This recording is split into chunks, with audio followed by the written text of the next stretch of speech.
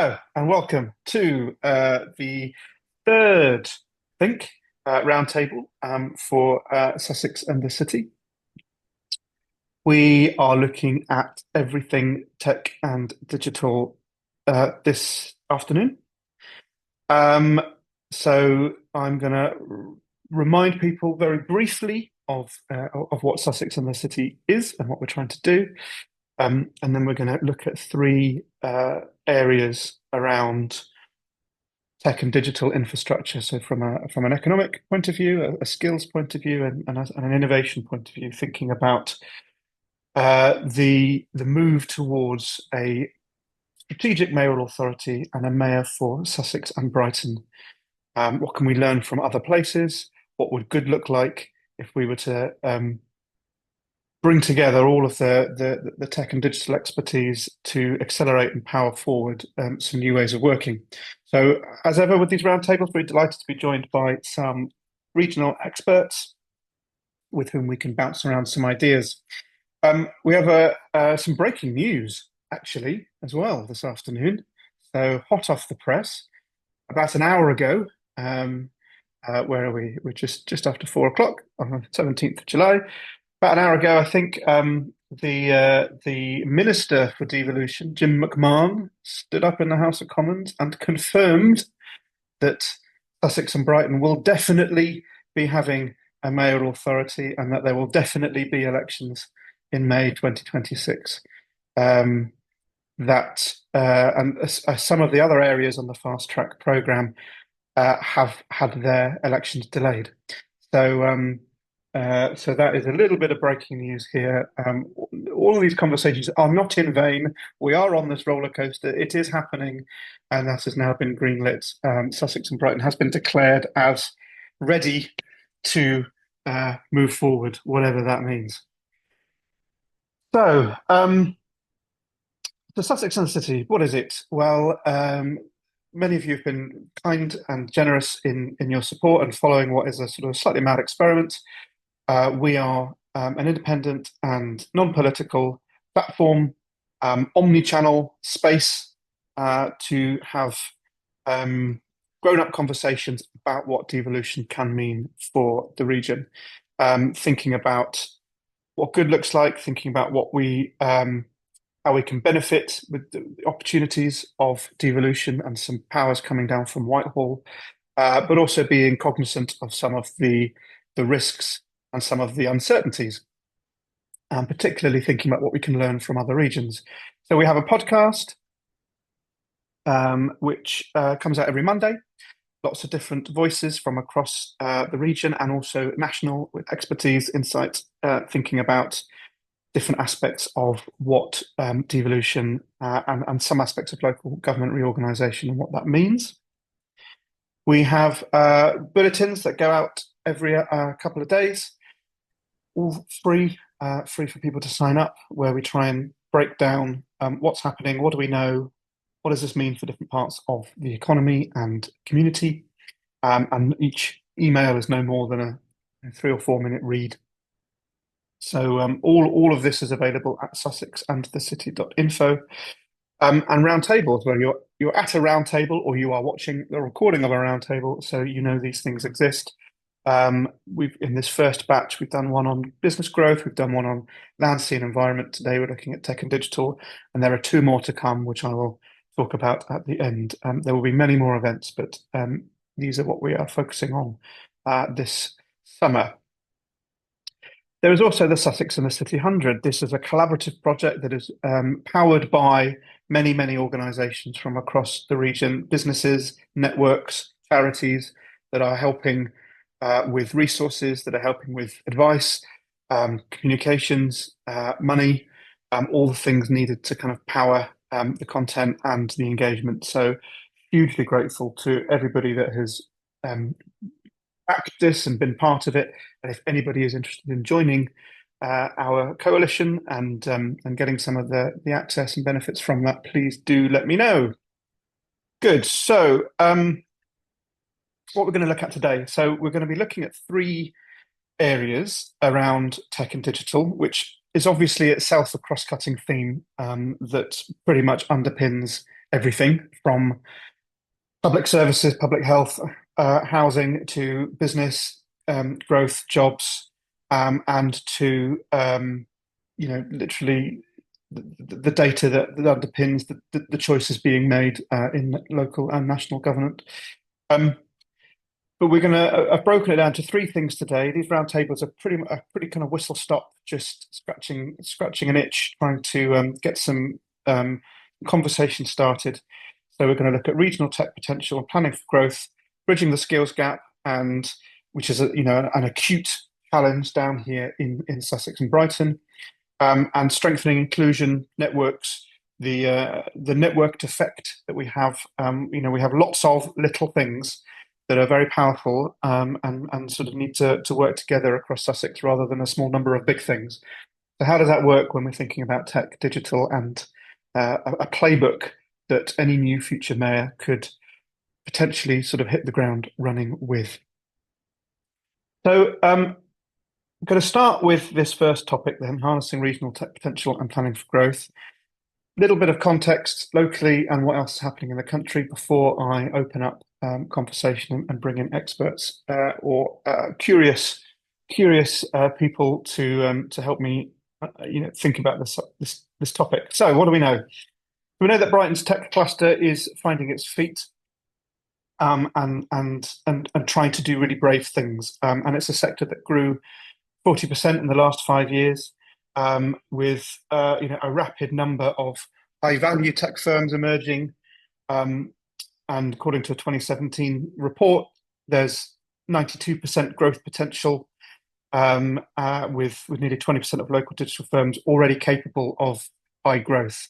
Now, we're not seeing all of that growth realize itself, or even that much of it, but that's something we covered in the business growth roundtable. But what we know is the ingredients are there. All of the economic plans across the region, from Brighton, East Sussex, West Sussex, have prioritised the digital environment, digital culture, digital business as a competitive advantage for the region. And we know that Sussex is cultivating some cutting edge industries, from quantum, place-based AI, health tech, with universities particularly doubling down on specialisms there, whether it's the University of Brighton's Advanced Engineering Centre, University of Sussex's world-class research, or University of Chichester's Tech Park, plus all of them working together around an Institute of Technology in Crawley that's opened this year. We have a lot of focus and energy and resource in this space. So should all be firing all cylinders. However, we know that geography is straining infrastructure investment, limiting tech cluster spread. There's lots of great things happening in little pockets, but not necessarily joined up.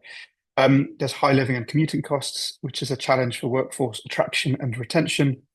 And we seem to have quite an over-reliance on a few underfunded anchors to drive quite a lot of this change: universities, innovation centres, etc., without lots of big corporates. So that does risk ecosystem fragility if that support or funding falters. We also have a massively underreported freelancer base, which can lead to underinvestment in critical digital infrastructure. What is a business is a big question down here. So that's the local picture, and we can unpick a bit of that. What can we learn from other devolved mayoral authorities? Well, we know that Greater Manchester, since devolution, has developed a 5 billion digital ecosystem, which is the fastest growing in Europe, and has seen over 1,000% tech investment growth. It has wanted to be a global tech hub. It is fast becoming a global tech hub because of that prioritization. West Midlands, hot on its heels, is now the largest digital cluster outside London, with a regional digital roadmap investing into tech skills and innovation. That's not just in Birmingham, that is across the region. West Yorkshire has a cluster action plan and is securing hundreds of millions into particular specialisms such as SaaS technology, cyber, AI, and gaming. And they've just secured a 10-year, 160 million zone for newer infrastructure around health tech. So all these examples that go on and on and on is where that regional approach, where you around a city hub, has been able to leverage much greater and longer term investment. And so that is something that is dangled in front of Sussex and Brighton if we get this right. But we also know that governance conflict, scrutiny issues, opaque procurement. There's lots of controversy about some of the Tees Valley and Freeports and tax. I'm not taking a view on that, but we know that sometimes rapid growth comes with some governance issues, and we also know that we are about to go through a huge period of administrative change with local government reorganisation and the move to a mayoral administration, which means digital infrastructure brings complexity. There's a lot of disruption about to come during structural reorganisation, which may slow down some of the stuff that we need to do quickly. So all of that to be in this conversation. So let's open this out a little bit. I'm going to bring Dan in first. I know this is an area you've been doing a lot of thinking about. Yeah, over to you. Thanks, Rich. Yeah, I mean, obviously, it is something I've been really interested in, especially around the LSIP work that I do. So, I think everyone, no, not everyone knows me on here. So, I've been the digital and creative lead on the Sussex Local Skills Improvement Plan uh, since 2022. So the LSIPs, as they're called, there's over 30 of them across the whole country, and our job is to speak to employers around what they need from the skill system and where the gaps are, and then feed that back into the FE, the further education skill system. Suffice to say, there's plenty of gaps from what employers want to what they're getting at the moment out of the skill system. So we've done a whole load of research and a lot of work around what needs to change, made lots of recommendations to FE, some of which have been taken up over the last couple of years, and there has been change. I think this is just a really golden opportunity to the, the independence that it will give us to make decisions around funding. On the face of it, I'm assuming this, Rich, that we're going to get this independence and these powers. Um, uh, to We'll have more funding, more control, the opportunity to have what they have in West Midlands, a tech commissioner to sort of really lead and shape a tech strategy in Sussex. Could be really huge for our region, bringing more investment in things like investment zones that you can get through the being a mayoral authority. And this playbook that we've also seen in West Midlands around setting a sort of manifesto for what the tech cluster or scene will be across Sussex, I think is a really good opportunity.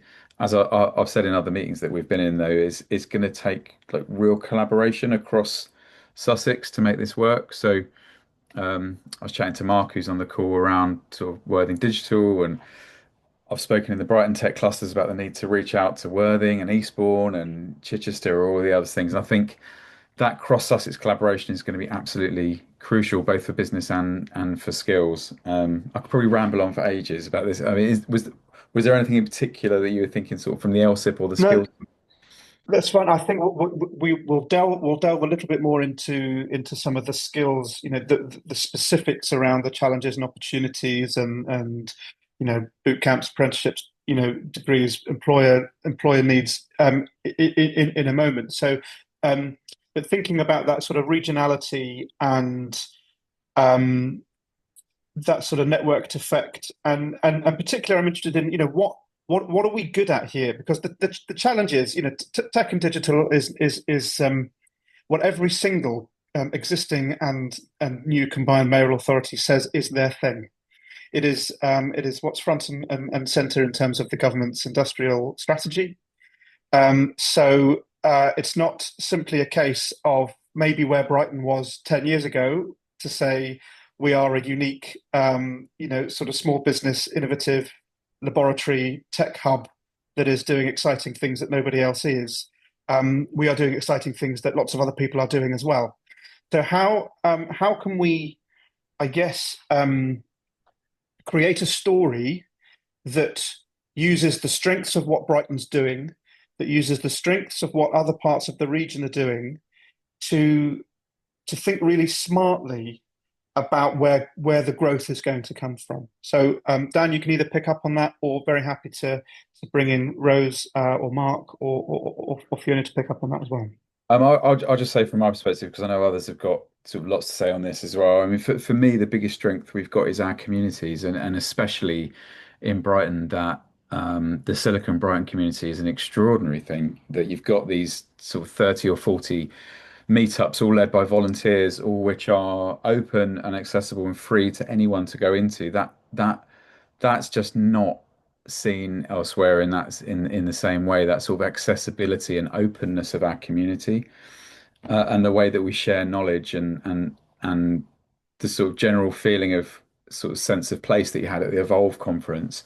I'm sure everyone says, "Oh, we've got a brilliant community in our place," but I think that's particularly strong, and I can see it forming in Eastbourne as well.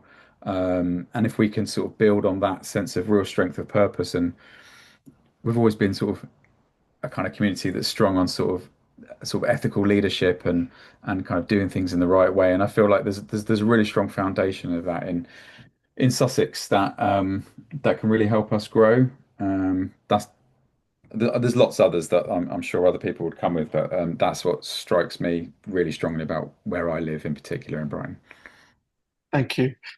Um, Rose, we've been talking about this playbook idea and having scaffolding and infrastructure to put in front of whatever the next sort of administrative function looks like.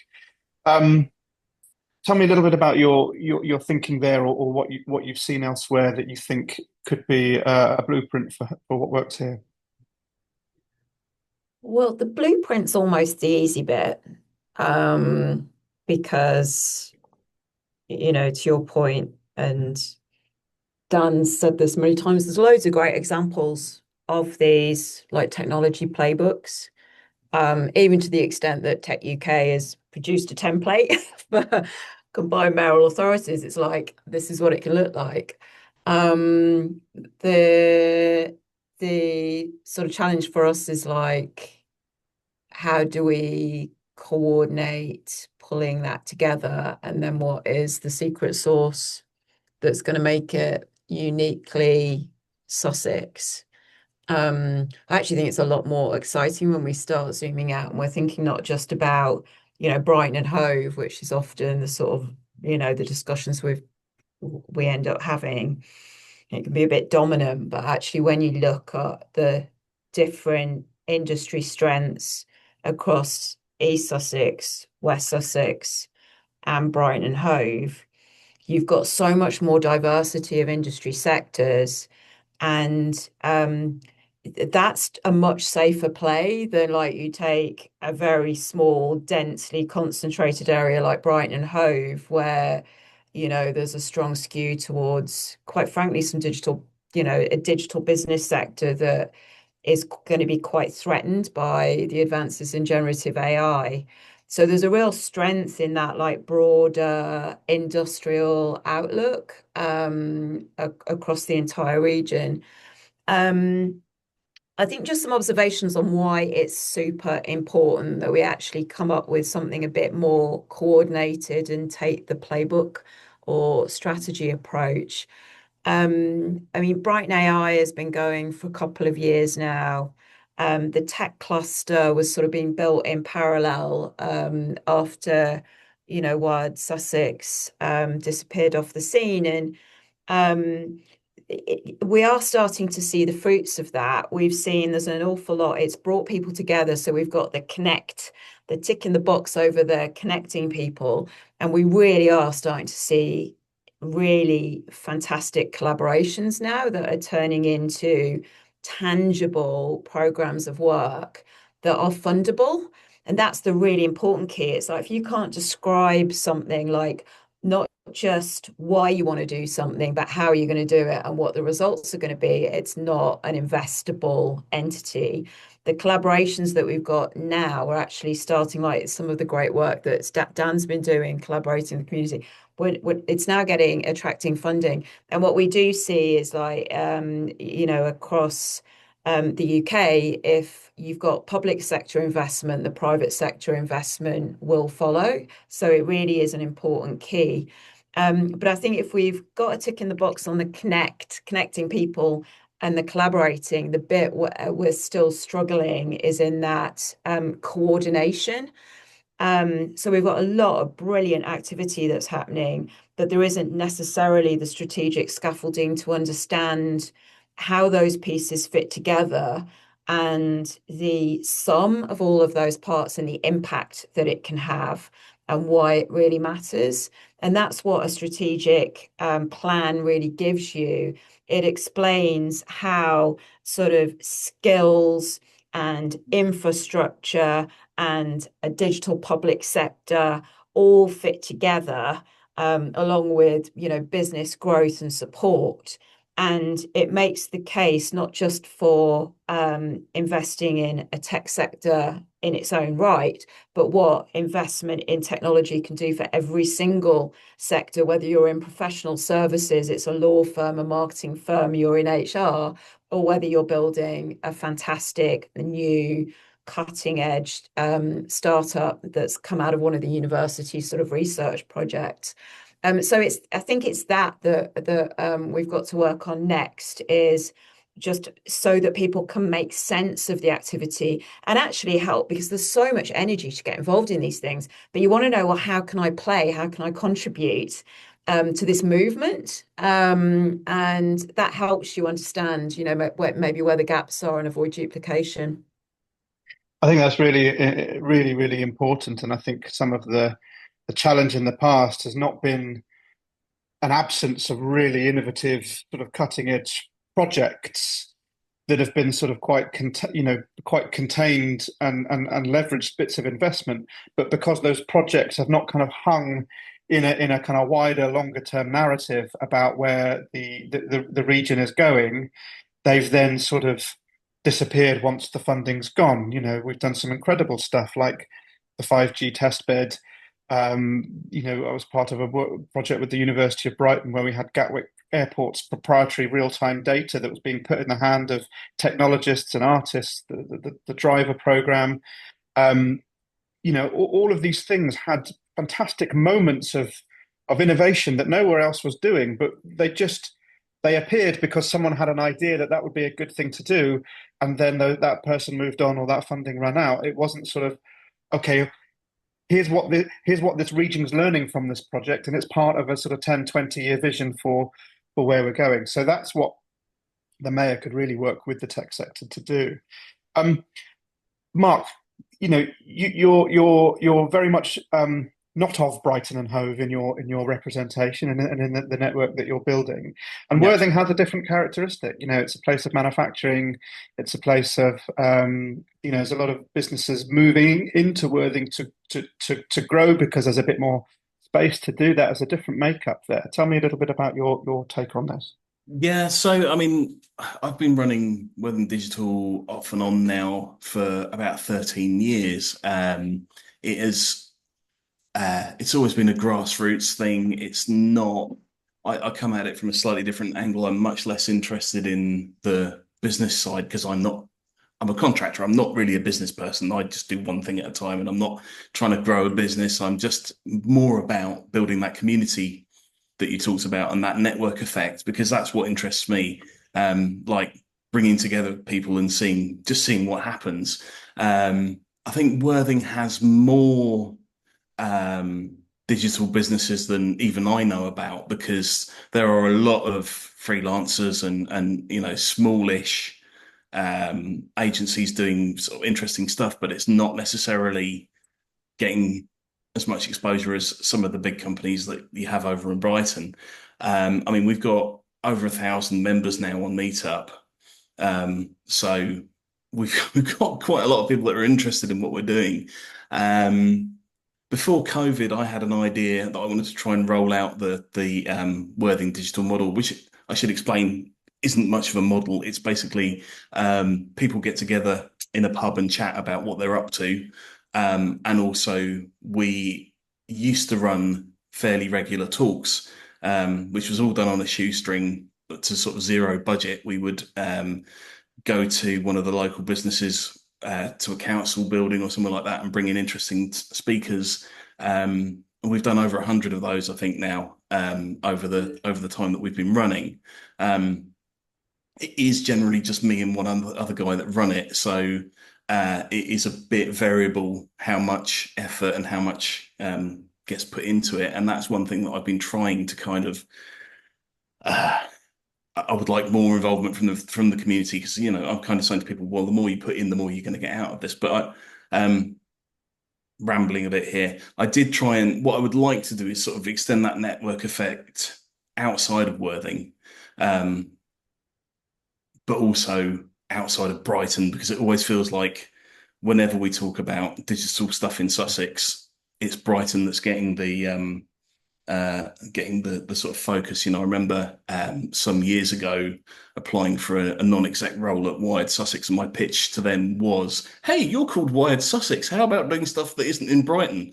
That didn't exactly land, but so there's a few things that I've been thinking about. I've got a domain. I've got a few domains now, but I've got Sussex.digital, I've got Sussex.network, I've got Sussex.events. What I'd really like is for, I've got this embryonic idea of literally just like a web ring of all the things that are happening in Sussex, where everybody can come to one place and find all of these networks that are around the place. So, come and see what Silicon Brighton are doing, but also what's happening in Worthing. I know there's a handful of people in Horsham that are in a meet-up group. There's some stuff happening in Chichester, but that's more focused on kind of the creative industries than just purely digital. So it's trying to find all of those people and bring them all together. And then I think that once you've found the people, that that sort of amplifies everything that's going on, and we can build on that to do some of the other stuff that you're talking about. Thank you, Mark. That's really, really interesting. We're going to pick up a little bit on that network effect again in a minute, particularly thinking about some of those areas in the county that are maybe not quite so urban.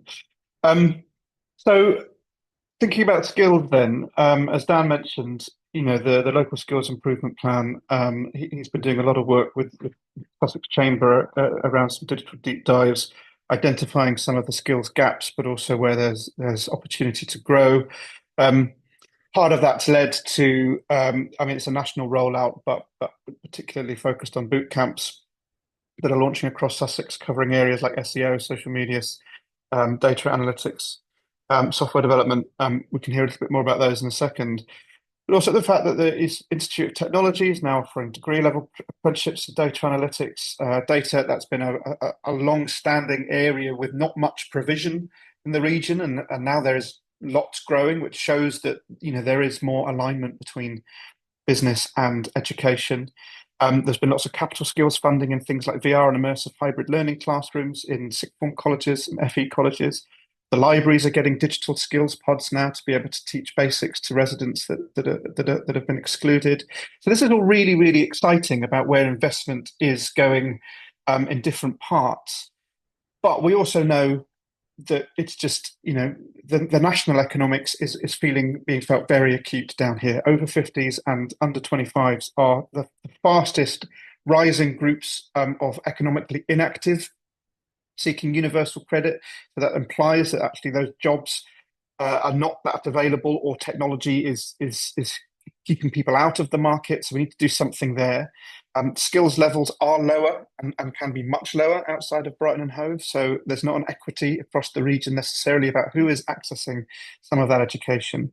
And again, the freelancer economy is skewing a little bit in terms of what employers need and where they're getting those skills from, because it's not just a case of who's being employed. And then, so if we think about what's happening regionally, some incredible joined up regional skills programs have had some quite significant results fairly quickly. Now, the thing that a lot of the other areas have are big corporates to invest in some of this in a way that perhaps we haven't got a lot of down here. But we can see where the mayoral authorities have been working with digital networks, particularly in things like the Digital Workforce Fund in Greater Manchester, where they were kind of ahead of the game with boot camps. And as Rose said, Tech UK and their manifesto for mayors, they have come up with lots of principles for how mayors can work with the tech sector, and we've started to see that happening with some success in other parts of the country already. So we can learn from that.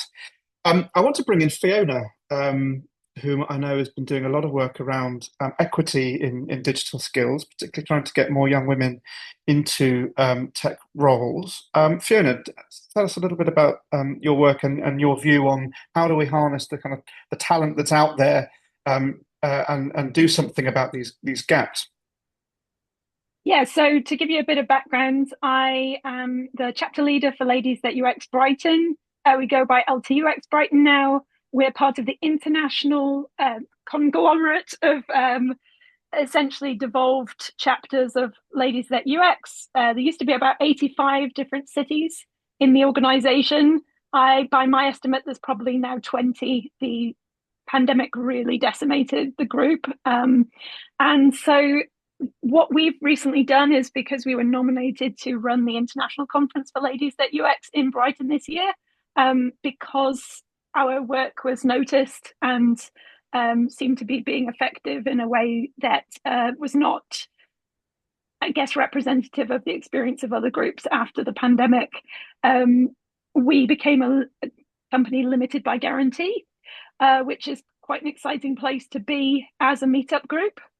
We decided to do that because of our equalities focus, and it will enable us to potentially have some charged events where we look at specific skills building in more detail, essentially masterclasses and various other options that we could look into.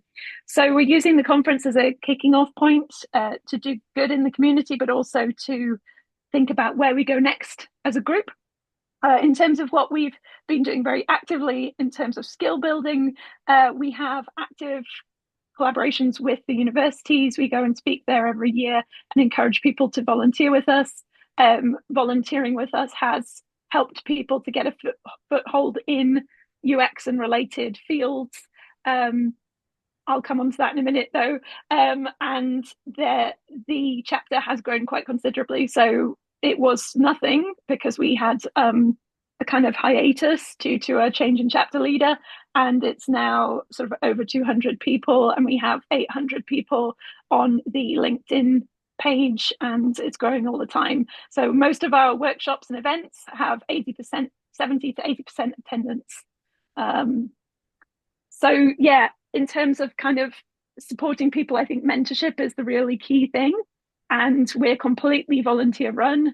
We have a freelancer doing bits of work for us for the conference, but that's it. So it's very, very difficult for us to coordinate mentoring efforts. So we do it very informally. But at any given time, I've usually got 3 to 4 people I'm mentoring to try and help make sure that they stay engaged and feel welcome in the tech community in Brighton.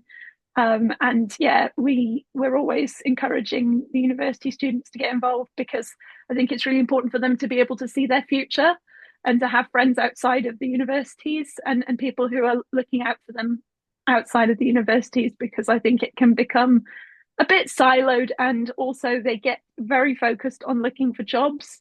And particularly at the moment, I would say that those jobs don't necessarily exist. We're in a period where it's even hard for me, who's mid-career. I can't get freelance roles right now.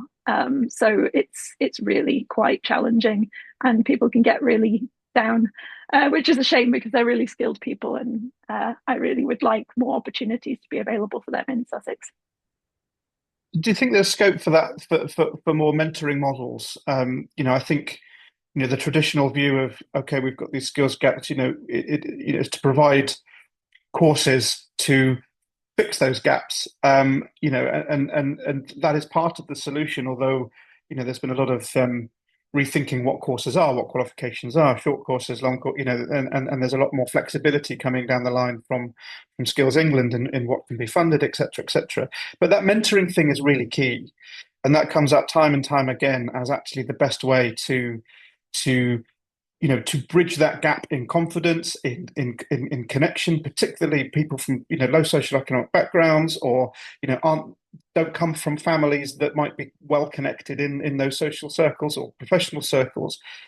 How can we use a more regional view to support anybody that's trying to build a career in tech, to you don't have to live in central Brighton. You don't have to have your parents work in a design agency. Um, what can we take from your model, or what can others learn from your model, do you think?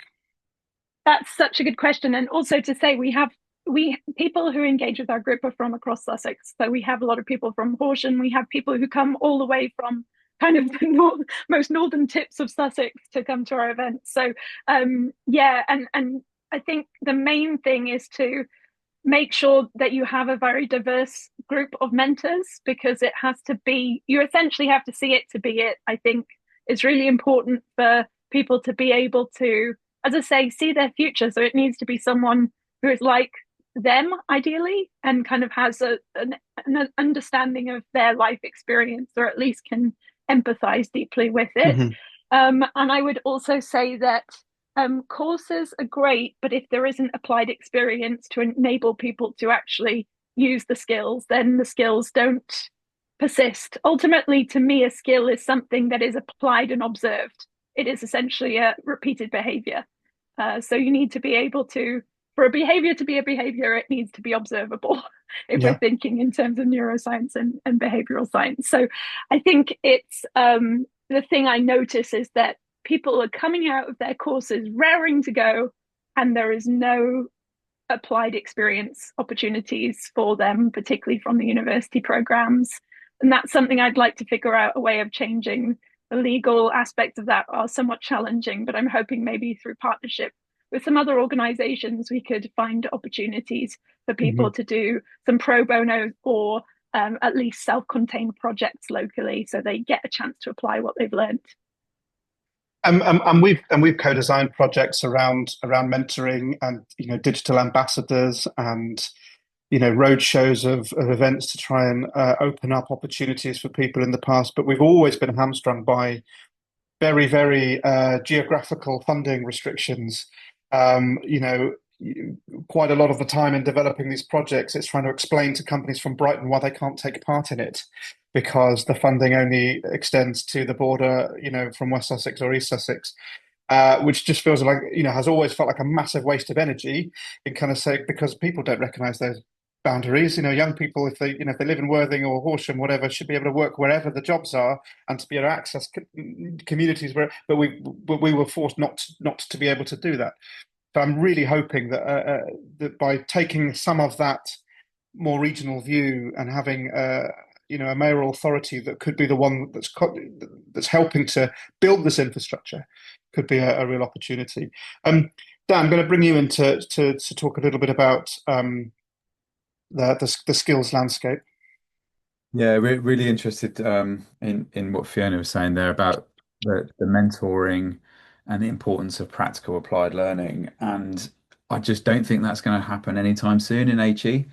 Um, it's just not the way it's built, and there's a systemic issue around it that really needs to be addressed. The way that we assess learning and the way that we assess what good looks like. I think the the the boot camp model that's come out now, and I'm not saying this just because we do them, but the reason I do them is because I think they're a really good way of doing learning, is that you can lose all of the bureaucracy of formal assessment and focus on doing stuff that gets the job done. And I really love that about boot camps. And you can partner with employers and build them, and you don't have to follow any one particular set framework that's set by an awarding body, and the outcomes are all judged on whether people go into work. So though for a training provider, I think that's really, there's potential like really high risks there, because junior jobs are so scarce, and trying to get people even freelance work, like Fiona said, is really hard, and you're funded a lot on outcomes.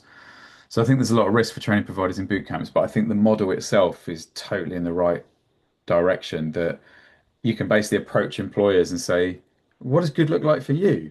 Then let's replicate that in a working environment. Let's get people working on what good looks like on the ground, what you need people to be doing when they're actually coming into work, and teach that. And it doesn't sound like too wild to be teaching people the skills that they need to have when they first go into the workplace, but it doesn't happen in normal education, in formal education. They're focused on assessment criteria around kind of particular skills-based criterias that says they can show they can do this thing, but it doesn't mean they can apply it when they go into the workplace. So I think that's the big gap.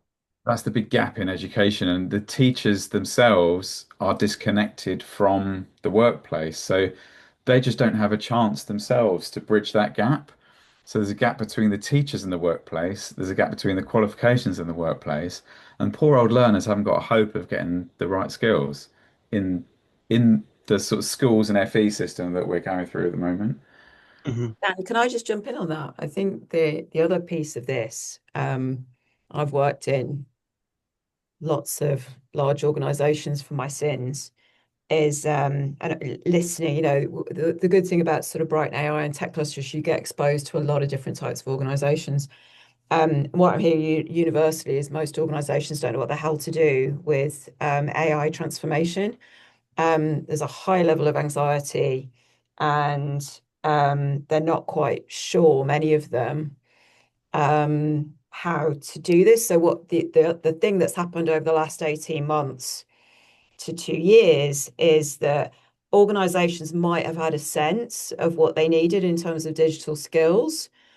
Now I really get the sense that they really do not know actually what they need, even within their organization. So if they were designing the perfect employee, they don't know what that looks like anymore. So there's added ambiguity into the whole mix.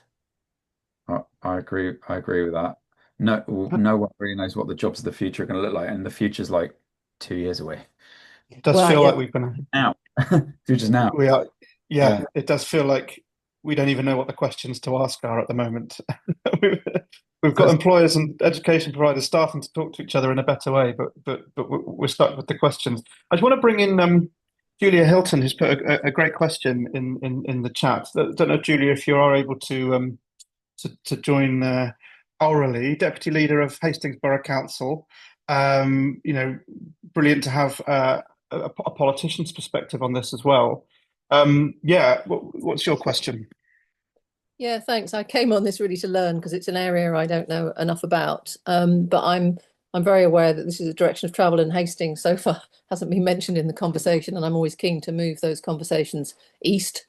But reflecting on the figure about 16 to 25 and huge levels of exclusion in schools and things, and that actually children have been raised in this world, but I'm not sure have the skills to be as creative with it, or the opportunities to see the opportunities here. And I think they're going to be the ones who have to learn what questions to ask in the future that we were just flailing about with a bit.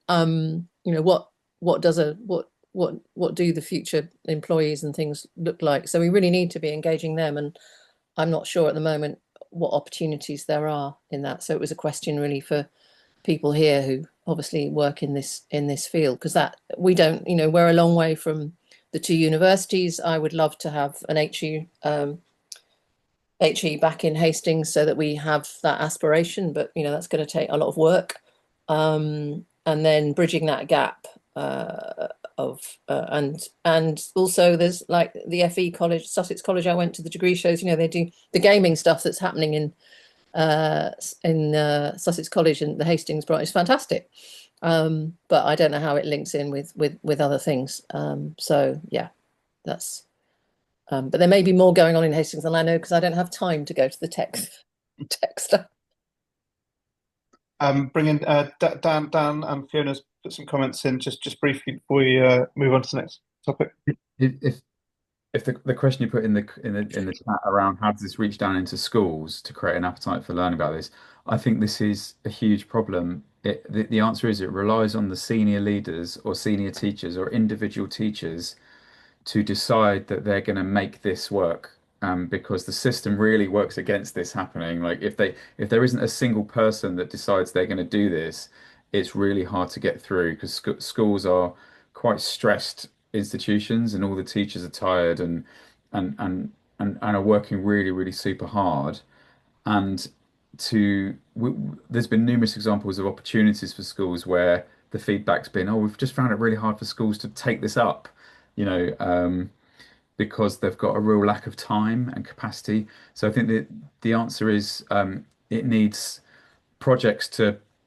So I've just run one in East Sussex where we got some funding to go into schools and run the students had to build a digital product, and they had an industry mentor, and then they pitched it to an industry panel, and they had to make like some branding and marketing materials and a prototype product, and it was really, really cool, but it was really hard to get the schools to do it and make the time, and it relied on individual teachers. I didn't feel like the senior leadership were really like making it happen. It was an individual teacher doing it. So I think the answer is get to the heads, because politically, I think it's really hard for the skills hubs. They're not allowed to contact the head teachers or the deputy heads. They can only go through the careers workers. So if you can influence like a group of head teachers or deputy head teachers to champion this, I think that's a really good way to get started. So can I just ask, sorry, this is a bit parochial for Hastings, but just while I've got you there, Dan. So if you were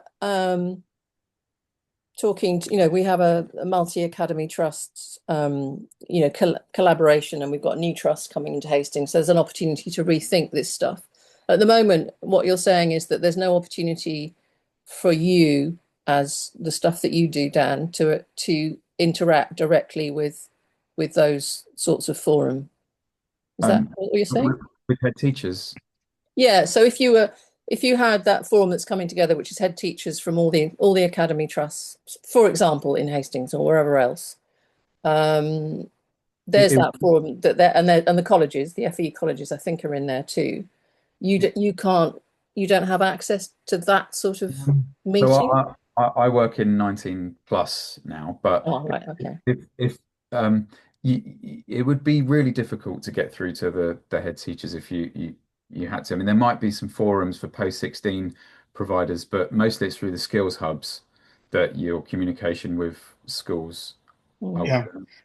I just want to acknowledge just how strong, the careers hubs are across Sussex and have really been a kind of flagship, and have been able to bridge some of this relationship. However, it comes a lot down to the territoriality again. West Sussex and Brighton and Hove have recently combined their careers hub to be kind of one, and West Sussex is the sort of the lead authority on that. Brighton was just a little bit too small, and then East Sussex has its own very strong careers and skills hub led by the county council, but until very, very recently, never the twain shall meet. So if you've got Brighton-based innovators like Fiona, like Dan, like Rose, they just wouldn't be in often those conversations with the East Sussex Careers Hub, because that's going to be, really focused on how do we get the Eastbourne, the Hastings, the Lewis tech sector interacting with schools. And nothing's wrong with that. It's just how it's been because of how funding's structured and the politics. But I think as a lot of this starts, the skills and careers and the local skills improvement plan becomes in the auspices of the mayor, perhaps there's an opportunity there to sort of rethink what some of those knowledge exchange boundaries might be. That's what I hope. I do want to just move on to our last point, which is very much linked to it. Fiona, sorry, you raised a hand. Just a very quick comment in that I feel like on this call particularly, we have some people who I would call like sort of hub people, right? In terms of like hub and spoke. I do think there's potentially, I think you and I mentioned by email at one point, like the idea of sort of skills inventory.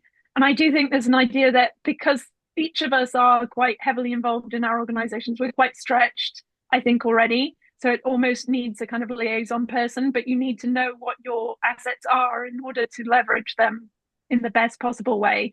So I think there's something to be said for kind of mapping that out and potentially using like a futures design model to do that. Well, that's a beautiful segue to our last bit, which is absolutely around the mapping, the networking, that sense of building on, the beautiful strengths of Sussex, which is thousands and thousands of small things all kind of working in a constellation, um, but needing, as we've demonstrated, much more of that infrastructure, those conveners, and a lot is moving in that direction in a very powerful way. But how much more can we do with that? And we know, there are now Pan Sussex initiatives. The Teen Tech and Hello Future Skills Fairs are attracting thousands of students from right across the region, and there's been lots of concerted effort around transportation and knowledge to bring young people into the orbit of tech employers. Silicon Brighton, Chalky Spawn, Worthing Digital has already been discussed, are growing and starting to collaborate more. Community-driven projects like Tech Resort in East Sussex. I know Will was due to be on this call, but has obviously been held up. But there's loads of great examples of really kind of grassroots tech engagement right across the county that some kind of skills inventory, some kind of convener could easily tap into that more effectively than we have at the moment. Digital inclusion networks are growing. So a lot of it's about data sharing, bandwidth, competition for funding and resources. We know so that sort of outreach is limited. It's goodwill from volunteers, and so there's something about how we compel any new regional infrastructure to build on that and to create some of that scaffolding as has come up to bring those constellations together. Just a couple of examples of elsewhere, just how big digital inclusion has been a priority for some of the metro mayors in existing combined mayoral authorities, and that's been a real pillar of their investment plans. West Yorkshire are very good at using their VCSE networks and their voluntary sector organisations as gatekeepers and nodes for a lot of access to communities that are maybe not fully able to integrate with some of this digital work. West of England Combined Authority as well has partnered up with social enterprises like the Good Things Foundation. We have such a strong voluntary sector network and force across Sussex as well that it feels like there could be some quick wins there. Just in the last 5 minutes or so, any other reflections on that networked effect? How what that's kind of central convening power might look like. I'm gonna go to Dan, then Fiona, and then Julia.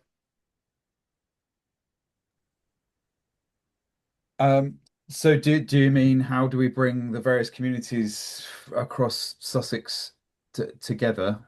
What's the more formalized, and it comes back to this kind of playbook thing, what could we put in front of as a suggestion, whether there's lots of suggestions that have been thrown out here, kind of auditing those skills, mapping some of this provision is, developing a kind of a networked playbook. What is it that we could do that's quite simple, that says to all the new mayoral candidates coming out that won't have half an idea of the depth and breadth of a lot of what's going on, just to say, look, this stuff is here, it just needs some backing and some resource and some recognition. Well, a regional cluster group would seem the obvious first stage of, like, the Brighton Tech Clusters has been a good experiment, and there's no reason why that couldn't convene in different areas on a broader scale and have a shared strategy. I think that would probably be the first thing to do. I don't know whether there needs to be a more formalized structure for it, a sort of a charter for what we're trying to do, but maybe formalizing it and having some sort of clear vision for what we're going to do that we can state to the new mayor or the mayoral candidates, saying, this is who we are, this is what we want to achieve together, this is what we can do, this is the power we have to create change, and so on.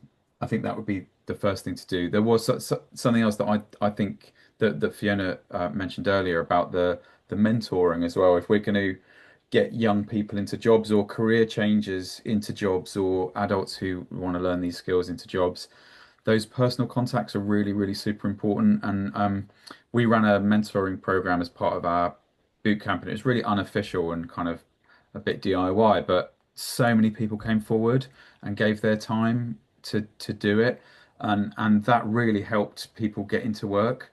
So if there was going to be like a pilot project for Pan Sussex, let's say a Pan Sussex mentoring program, would be a really, really good first start. And I think there'd be a lot of take up for it. Thank you. It's conscious of time. I mean, we did start a couple of minutes late, but I do want to make sure we bring in Fiona, then Mark, and then maybe Julia and Rose for some final thoughts. Fiona. Yeah, so I think the first thing, it sort of goes on from some of the stuff Dan said. I think first things first, make the invisible visible. So create a way of understanding the networks that exist, understanding these key individuals that connect to other people. I would also say that make it easy for them. So you mentioned, Dan, some kind of charter. A good example of this is I was just speaking to someone from the group who's just releasing the web sustainability guidelines. So like the web accessibility guidelines for the W3C. And their principle is they create guidelines and standards so that governments adopt them because it makes it easy. Essentially, they're creating policies that are ready made. So taking that model that comes from open source is really powerful, I think. And then I think you can't just have one approach. I think you need early career freelancers, lifelong learning / career changing. So with those different categories comes some different approaches in how you're dealing with it, which is to the point of mentorship as well. Thank you. Mark.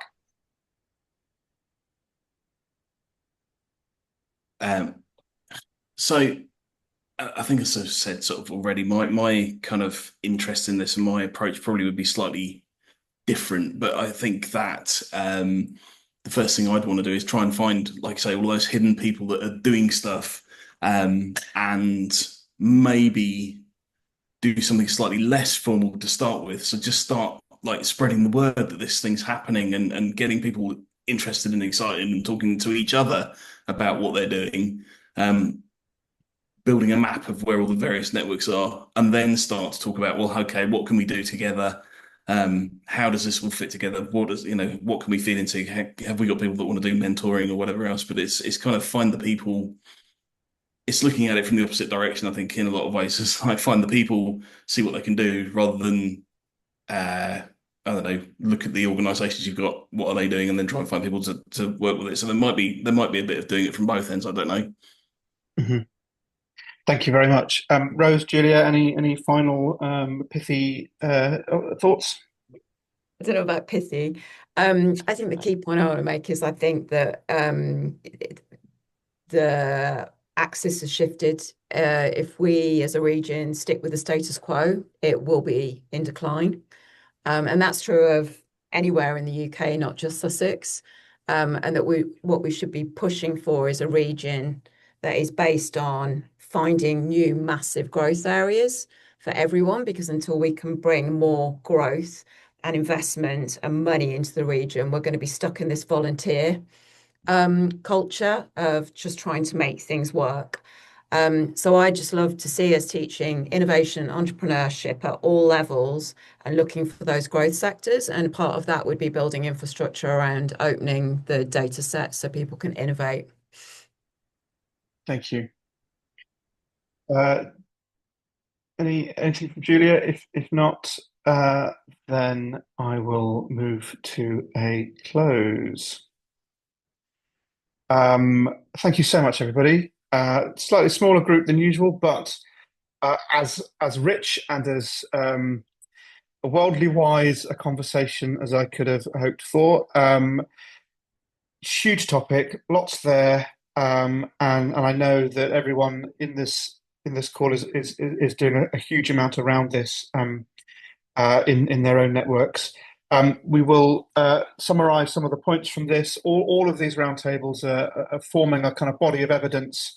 And what we really hope is that the Sussex and the City platform can become a bit of a kind of policy and ideas exchange, fleshing out some of these thoughts. We're certainly trying to work with some partner organisations on certainly some of the the quick win stuff like mapping, like creating directories of good practice and what's out there, that all feels, pretty doable as a starting point. So thank you again so much, everybody. The next events next week, we're looking at arts and culture as a kind of regional story, and we are the following week going to be looking at manufacturing. So that's big manufacturing and advanced engineering, but also very much the artisanal micro makers, which form a huge part of the Sussex economic landscape. So do join us for those, as they should be interesting chats. Okay, fantastic. Thank you, everybody. Keep logging on to the Sussex and City website, listening to podcasts, reading the emails, and sending us your questions. And speak to you all very soon.